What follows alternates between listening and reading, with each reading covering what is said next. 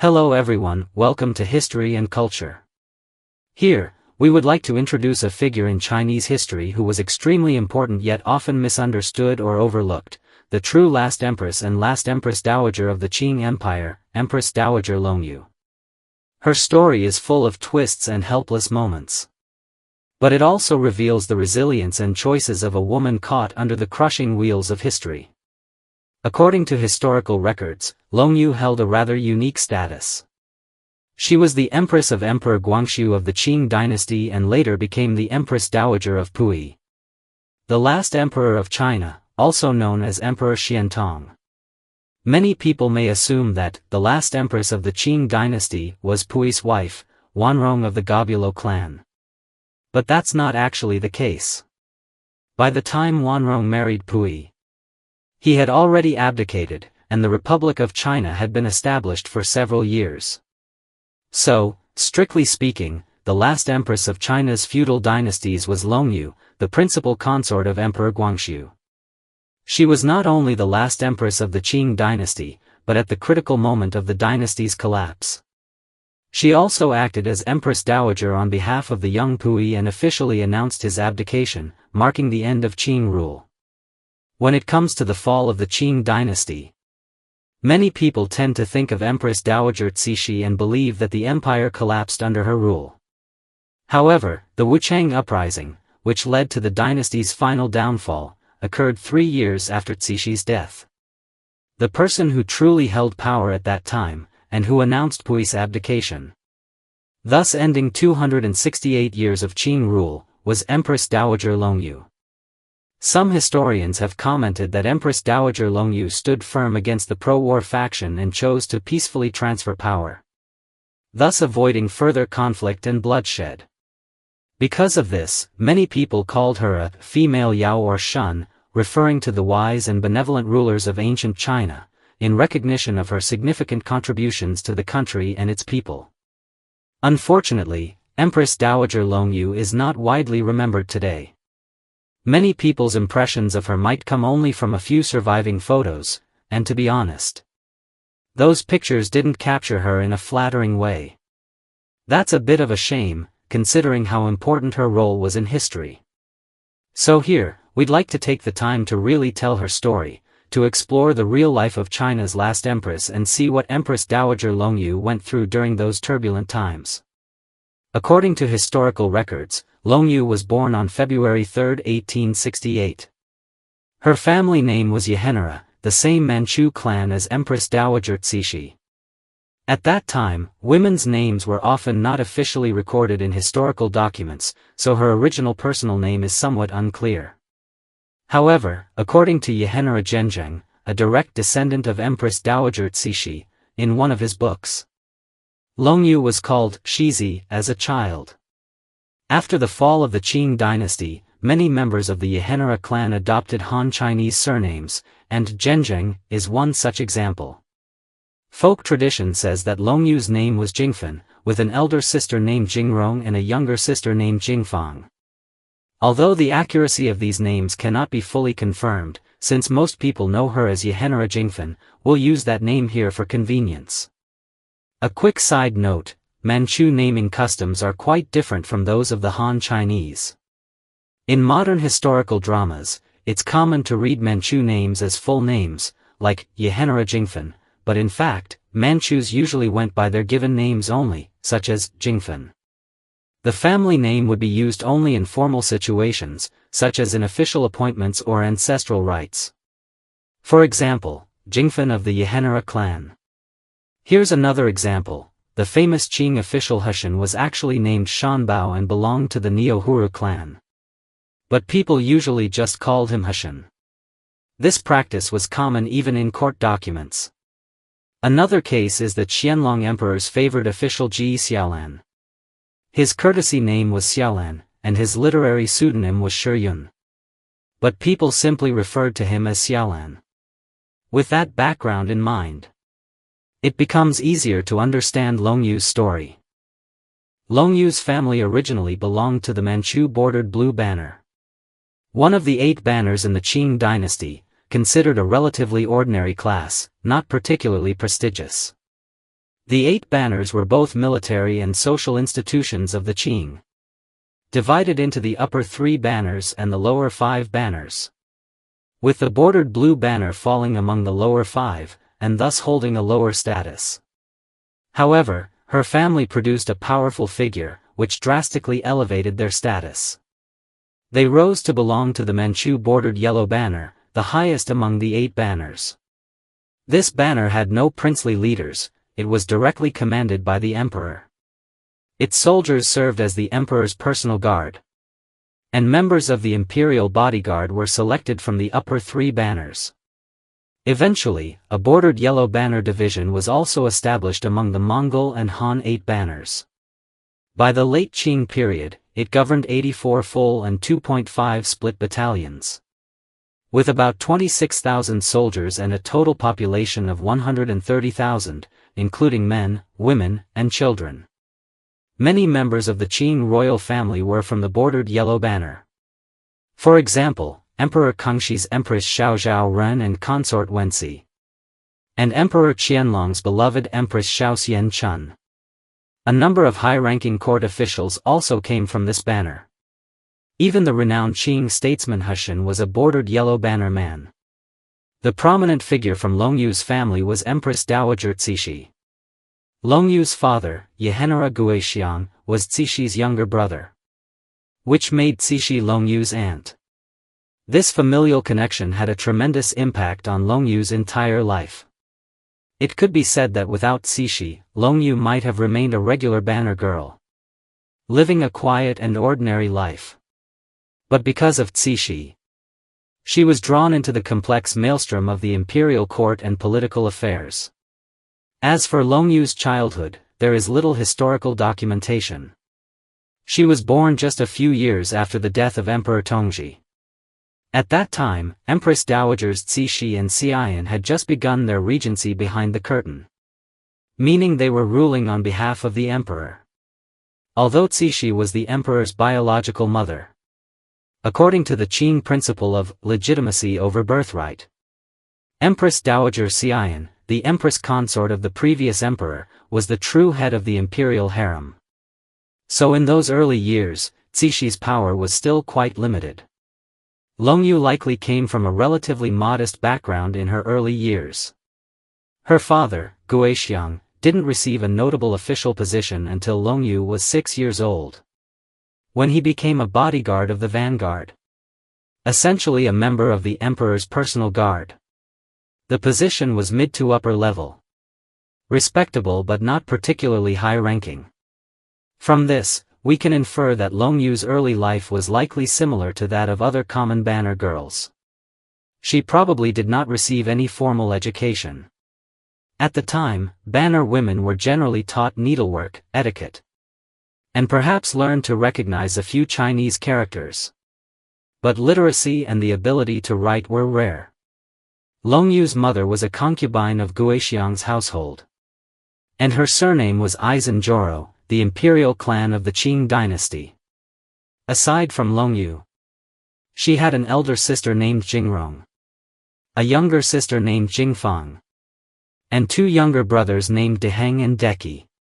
However, these 2 brothers were nearly 20 years younger than the 3 sisters, so they were likely born to a different mother.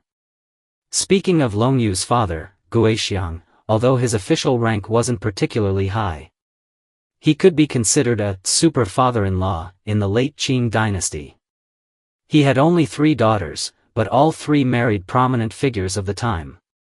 The eldest daughter, Jingrong, married Zai Zai, a duke and grandson of the influential statesman Miaoyun.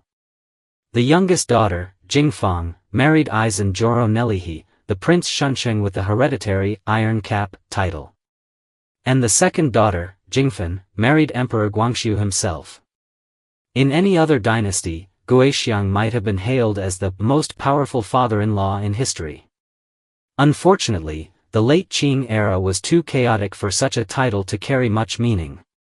The fates of Guixiang's 3 daughters were different, but all were deeply entangled with the final chapter of the Qing dynasty. Next, let's briefly explore the background of Emperor Guangxu.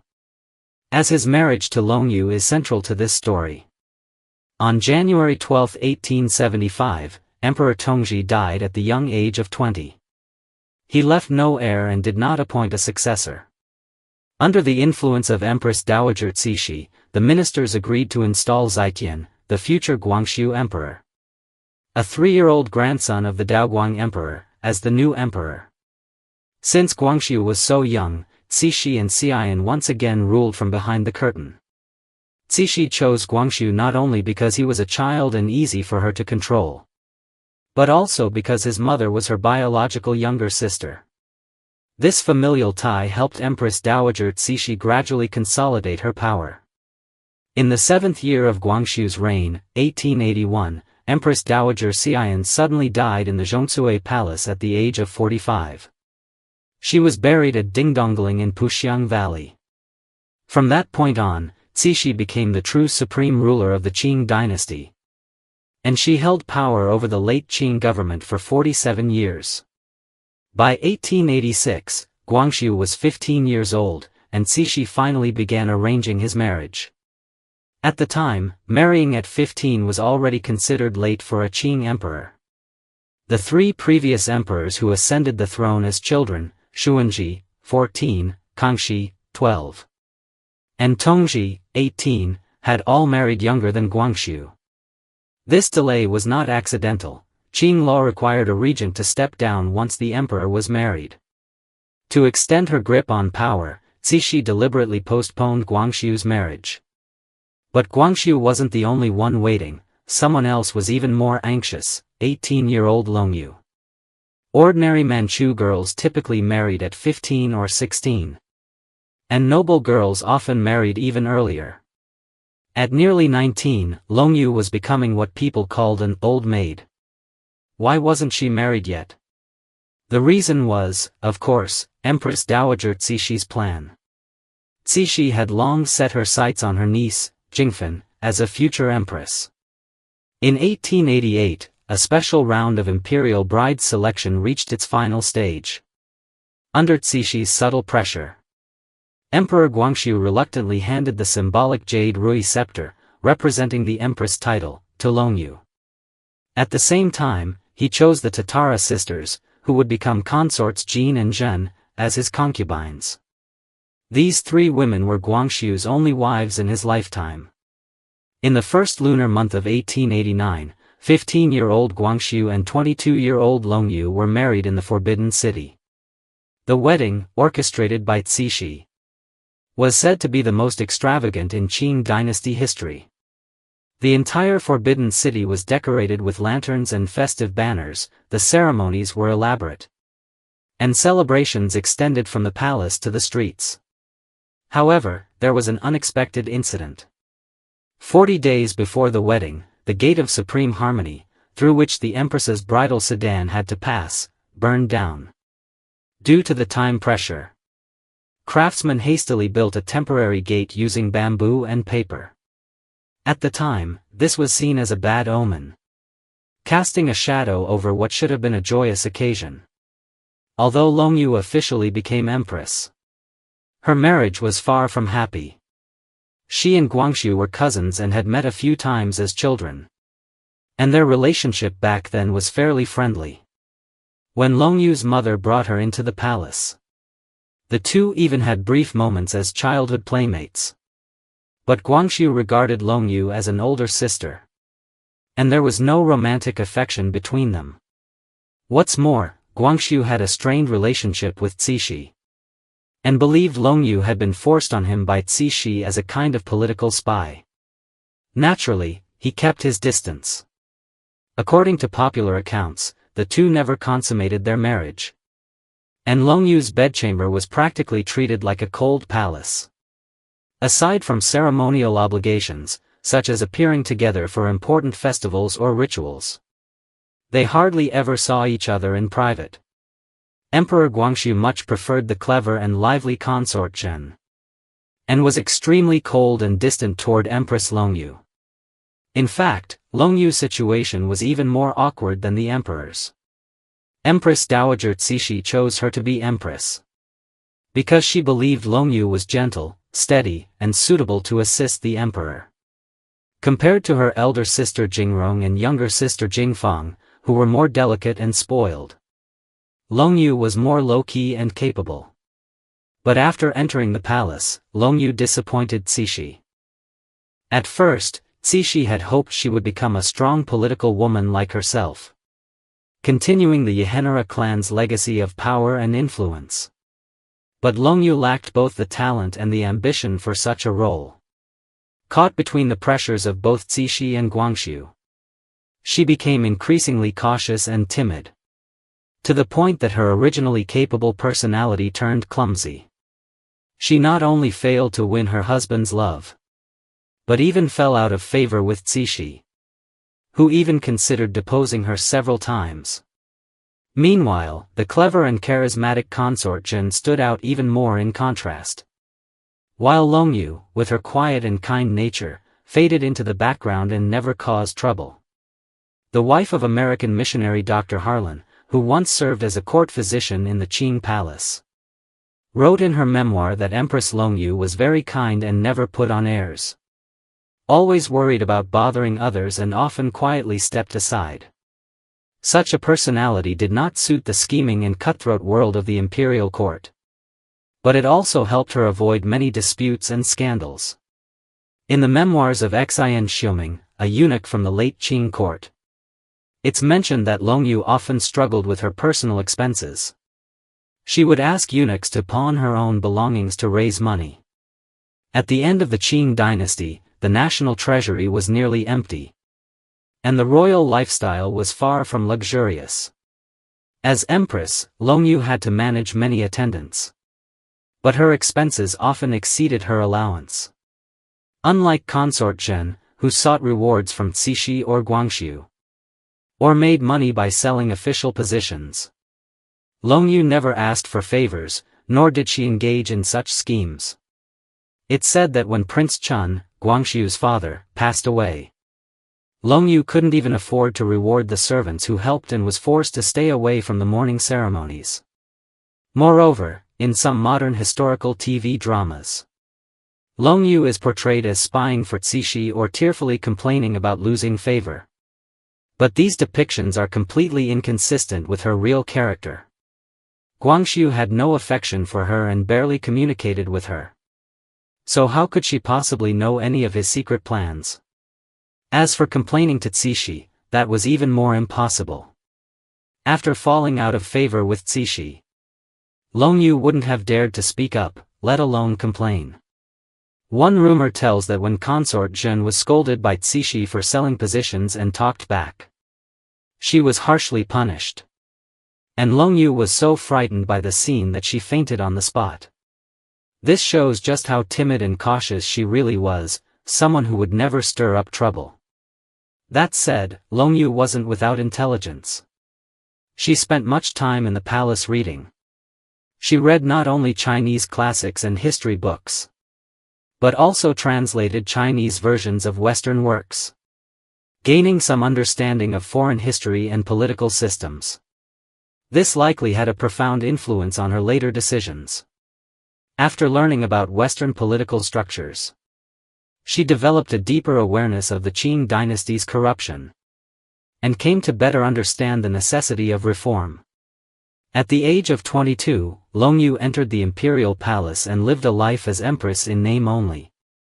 Amid the stormy final years of the Qing dynasty, her life remained stagnant until a dramatic turning point in 1908.